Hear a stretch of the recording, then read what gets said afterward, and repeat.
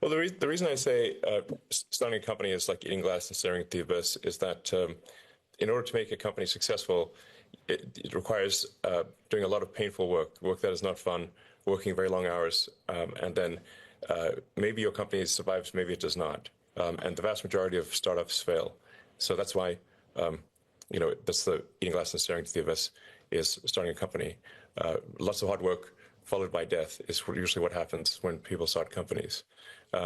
That's why I say if people need words of encouragement to start a company, they should not start a company. With respect to government, there's really the challenge is overcoming bureaucracy. And I think bureaucracy is perhaps I'd say the penultimate boss battle. The ultimate boss battle is defeating entropy, which physics tells us we cannot defeat entropy. The second hardest battle is defeating bureaucracy. But that's how difficult it is to improve government. Now, one of the things that's happened, which always happens with an extended period of peacetime, is that you have a steady increase in the amount of bureaucracy. The size of government grows. The laws and regulations that are put in place get larger every year. So it stands to reason that if you have regulators are going to add more regulations every year. Lawmakers will add more laws every year. The cleansing process normally for getting rid of nonsensical laws and regulations is war. Now, obviously, we'd prefer to not have war drive the reformation of government. So, in the absence of war, you have to have something like what we have formed here in the U.S., a Department of Government Efficiency, in order to get rid of laws and regulations. Well, with laws, we have to require, obviously, the consent of Congress. But for regulations, this can be done at the executive branch level, is to re-examine the vast body of regulations and get rid of those where there's more harm than good, of which there are many. And then reducing the size of the government, and then also balancing the budget so that we are not driving the country into bankruptcy. These things are all very hard, and I want to be clear, like we may indeed fail in this objective. That's why I described it as an extremely difficult battle. This has never succeeded before. So prior attempts to reduce the size of bureaucracy, to make government more efficient, have generally failed. Even when parties are elected for that. So if you take, say, Reagan, he campaigned on getting rid of the Federal Department of Education and having that be done at the state level. And the Department of Education at the federal level is a recent creation. It was, I think, created about 45 years ago or something like that. Mr. Musk, you're also very familiar with the German economy and the German market. So would you recommend a Department of Government Efficiency for Germany too? I would. I think generally for governments, that you basically need to have some process for trash collection, garbage collection. So if you only have a process for creating regulations, but no process for deleting regulations, eventually everything is illegal and nothing is allowed to happen, and progress comes to a grinding halt. So it's very important, I think, that all governments have a team that's responsible for reducing the size of government and for getting rid of regulations that may have made sense at one time, but no longer make sense currently, and simplifying the process. Otherwise, you get these things build up like plaque on arteries. Like you start having the sort of the flow of blood through the government get constricted with more and more build up on the walls of the arteries. So you must have this cleansing process, very important.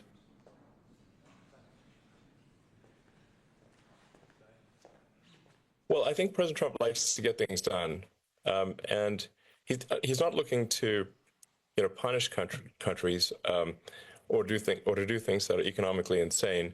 But he does view tariffs as a means to gain cooperation of countries for important matters. And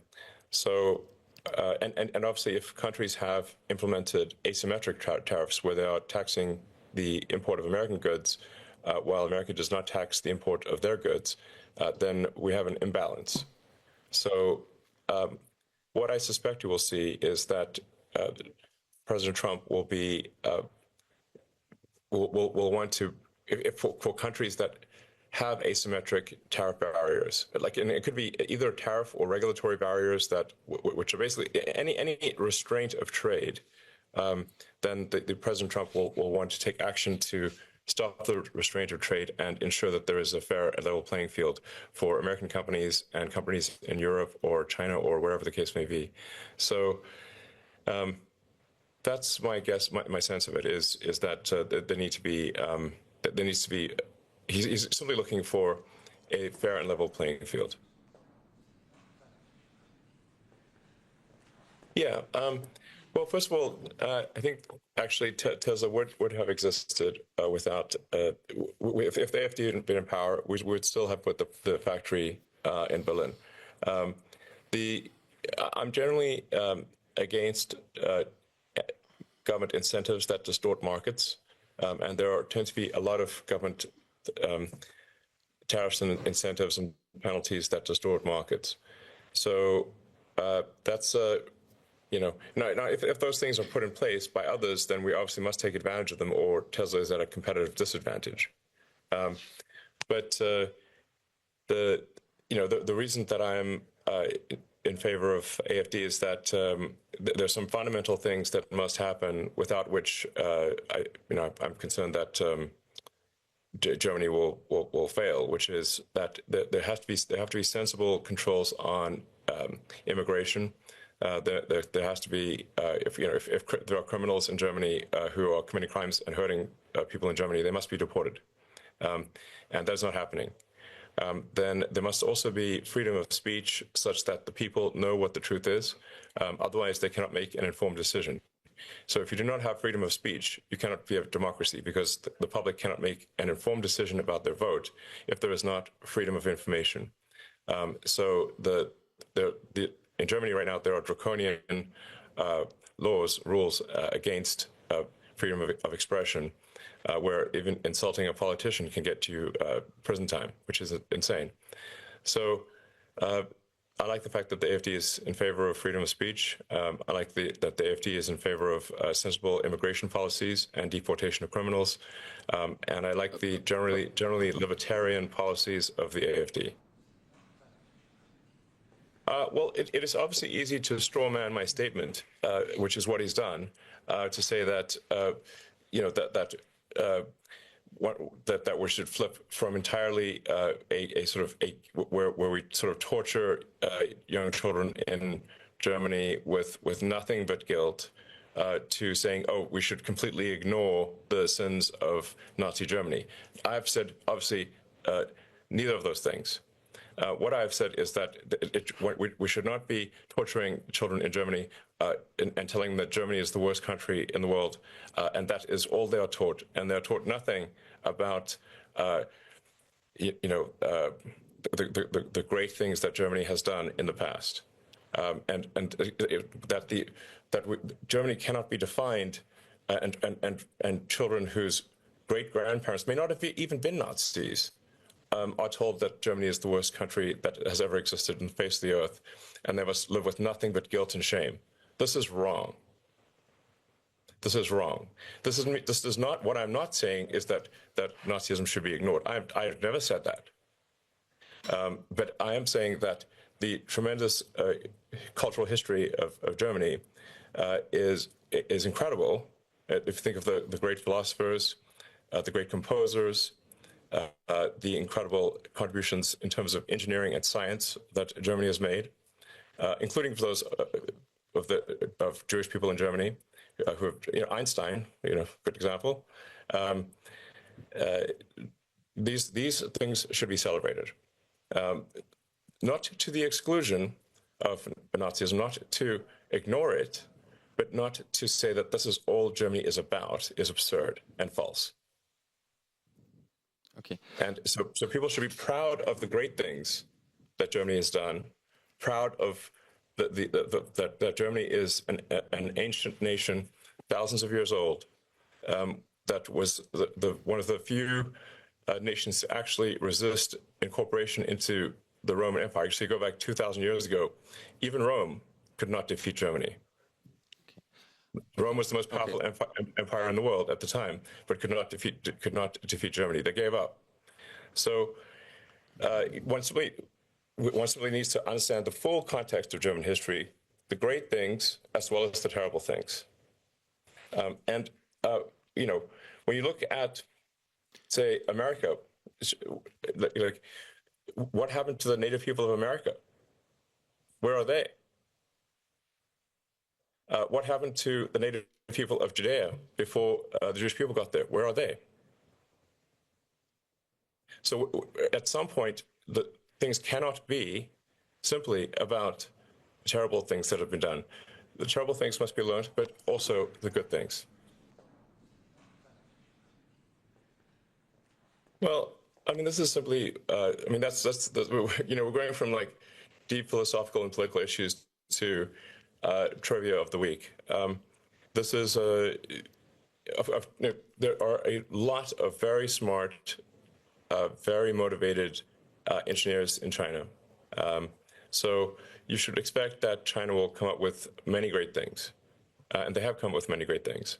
Again, and if one looks at the long history of China, also an ancient nation that has invented and developed many things, and for most of actually human history, China has been the most powerful nation on earth.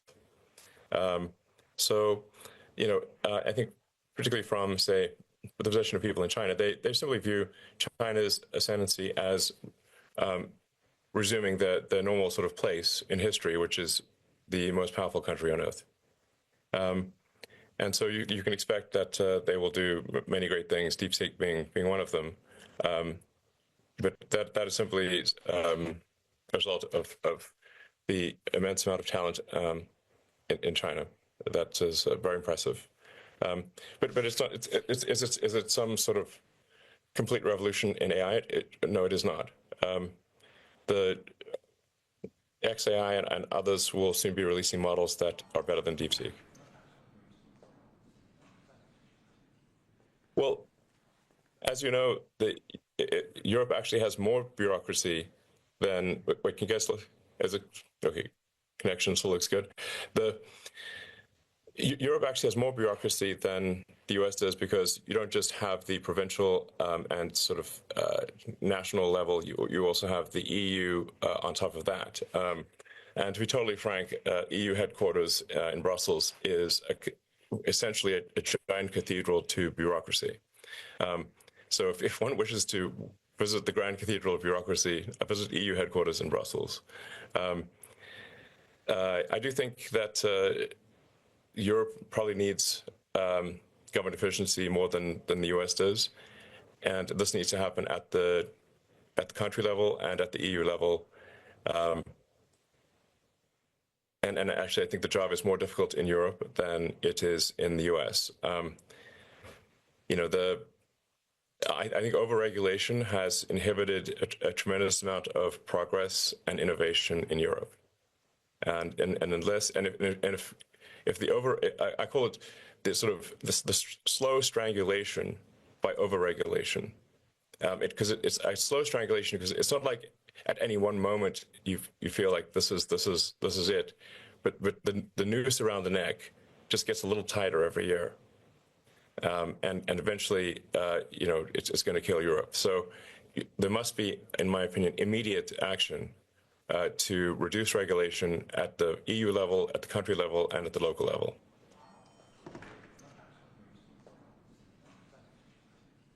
Well, I think we'll see that open source models generally lag the commercial models. So whatever is commercially powerful today will probably be open source in a year or less. And I expect that trend to continue. So essentially everyone will have AI. Do you see? In fact, this is maybe the most profound change. The advent of digital superintelligence.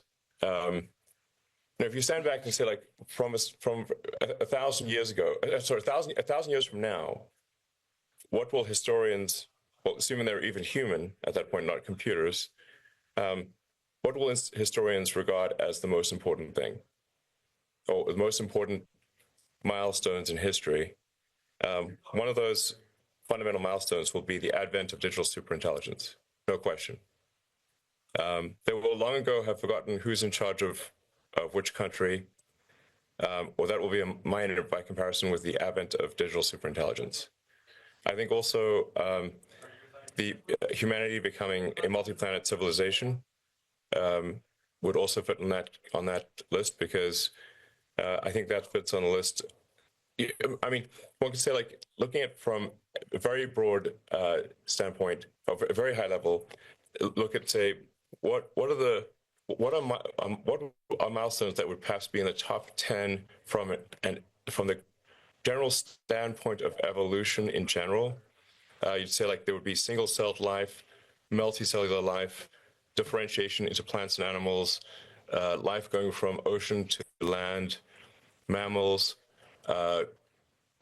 cognitive function in mammals, that's like humans. Then it would be life becoming multiplanetary, and digital superintelligence would fit on that, essentially top 10 list. I mean, with great difficulty. It is quite a challenge. Our brain only consumes 20 watts of power, and of that, only about half of that is higher brain function. So I've got basically a 10-watt meat computer to do all this, and I find this all to be very challenging for my 10-watt meat computer that is my brain. One thing that I think is helpful, though, is there's a big difference between training, how much mental workload training to do something takes, versus inference or executing that thing. So you could take, like, let's say, chess as an example. It might take, for argument's sake, 10,000 hours to become a grandmaster at chess, but then you can play the game in a few hours. So that's sort of what has happened here with, say, Tesla and SpaceX, is that I have really way more than 10,000 hours into understanding how to build and grow a car company and a rocket company, and satellites and all these things. I also, before SpaceX, was a co-founder of two internet companies. So I understand the internet, I understand payments and all that kind of thing. And so the mental workload required once you have trained on something is very low compared to the training itself. That is how I'm able to do things that required immense amounts of training over decades, but do not require much mental workload once the training is completed. Now, right now, for government, although I've interfaced with government tremendously, this is my first time actually trying to improve government. So there will be some initial training workload that is significant, and then we'll move to inference, which is several orders of magnitude easier than training.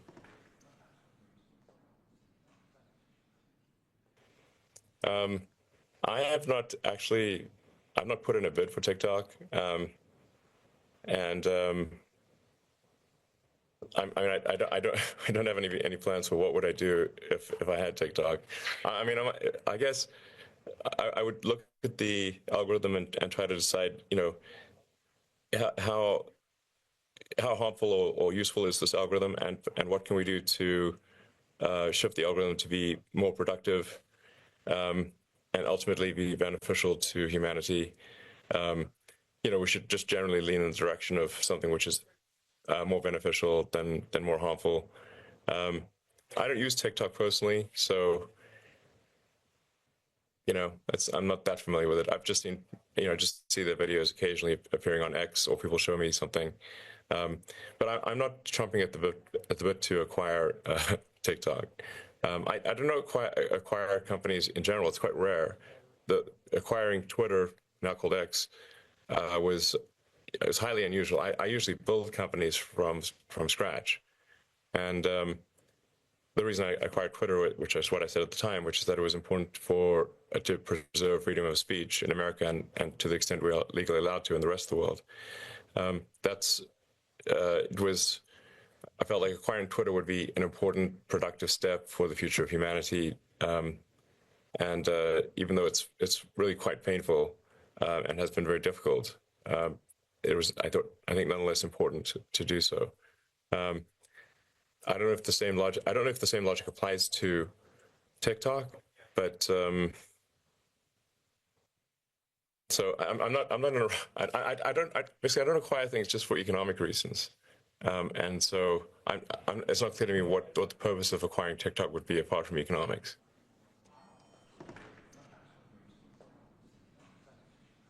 Sure. Well, I generally regard these movements as positive.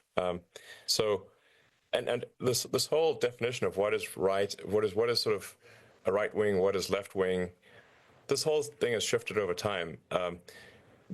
Policies like simply having sensible immigration and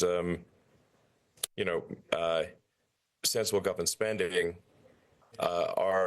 those used to be. In fact, people on the left used to have those opinions as well, and the centrist government certainly had those opinions.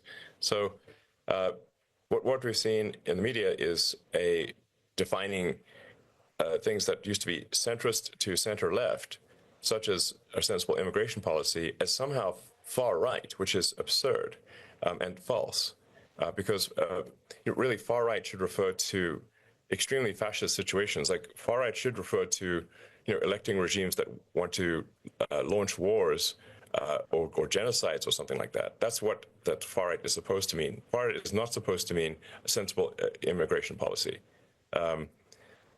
That literally, if you took speeches from politicians that were center-left and just go take their speeches from 10, 15 years ago, they were literally saying the same thing. So what we've seen is really a drift left to hesitate to use the same modifier, but where a lot of governments actually are far left, but think they are centrist, or think they are merely left or centrist, but they are actually far left compared to what the left was even 10 or 15 years ago. You can take speeches that Obama or Hillary Clinton gave about immigration, and they sound identical to President Trump. And that's just as of 10, 15 years ago, not that long ago. So I think what we've seen is a redefinition of what is right and left, but an inaccurate redefinition. And frankly, it's just propaganda, because people generally have the association that, well, anything far right must be bad. So then we're going to just label things that are common sense far right, which is absurd. Now, I'm a big fan of President Milei. He's doing a fantastic job in Argentina. The results speak for themselves. Argentina is experiencing unprecedented growth. He has inflation under control, finally. He has reduced the size of government dramatically. And reducing the size of government is very important, because you need to move people from low to negative productivity roles in the government sector to high productivity roles in the private sector. This is what actually results at a fundamental level in economic improvement. If you move people from low to negative productivity roles to high productivity roles, then the output of goods and services increases and the standard of living increases. This is leaving aside, because sometimes people get caught up in they think money is real, but money is not real. Output of goods and services is real. Money is simply a representation of that. Yes, well, let's just define what is meant here. I mean, if by wokeism one means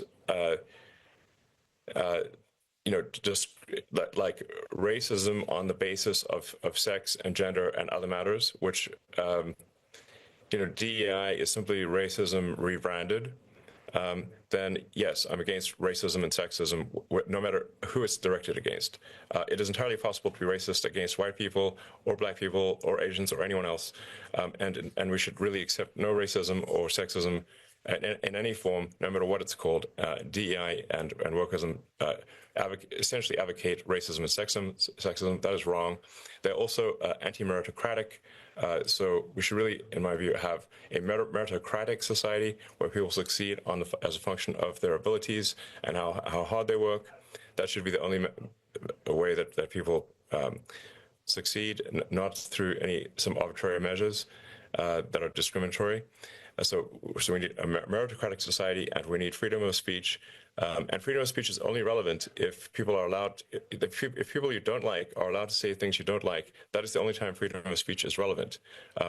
It can't be that the government is deciding what is or is not misinformation or disinformation, because then you get politics applying to those labels, and in fact, you simply get the suppression of freedom of speech. So really, I think wokeism is evil because it is racist, sexist, and anti-free speech. Yeah, I mean it's very basic that if people stop having, if there are no babies, if people stop having babies, humanity will come to a halt. We've seen now for many years very low birth rates in almost all of the world. So even India recently went below replacement rate. So sometimes people will say, well, we'll just replace people with immigration. I'm like, immigration from where? If you look at China, for example, they are roughly at half replacement rate. I think maybe it's 60% or something like that. So that means, call it something like 600 million people will be lost of this generation. Where are you going to get 600 million immigrants? That would require almost 2 Americas to move to China. That's impossible. If you look at Korea, Korea has a replacement, the birth rate is now 1/3 replacement rate. That means in 3 generations, Korea, the size of the Korean population will be about 3 to 4% of what it currently is. And basically, Korea will disappear. And I think that there are great things in every culture. We don't want the German culture to disappear. We don't want French culture to disappear. We don't want Korean culture to disappear, or Japan, or America, or anywhere. I think this is part of why I'm like, I think we should be very cautious about having some sort of global mixing pot, because we will then not have, every place will be the same, and there won't be any unique cultures in the world, which I think would make the world worse.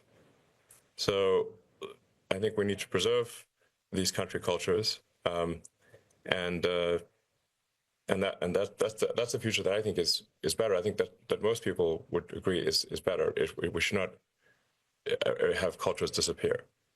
And currently, based on the current birth rates and the sort of so-called multiculturalism and globalism, what we're actually seeing is the dilution of individual cultures and the destruction and death of individual cultures, which I think is terrible for the future. Well, I think we are at an inflection point. So I would recommend, radical change in Europe that encourages a much higher birth rate. I think this may require some very dramatic incentives. I think Europe needs to have a sensible immigration policy, where people are properly vetted before coming to Europe, and if they commit crimes, they are deported. Otherwise, you will have the destruction of Europe. Also, you have to have a significant effort in deregulation, and basically removal of laws and regulations, so that you do not get hardening of the arteries until basically it's illegal to do anything in Europe, which is what's basically happening now. So I'd recommend immediate and dramatic action for deregulation, freedom of speech, and sensible immigration, and improving the birth rate. If those things happen, Europe will have a good future, and if they do not, Europe will fail.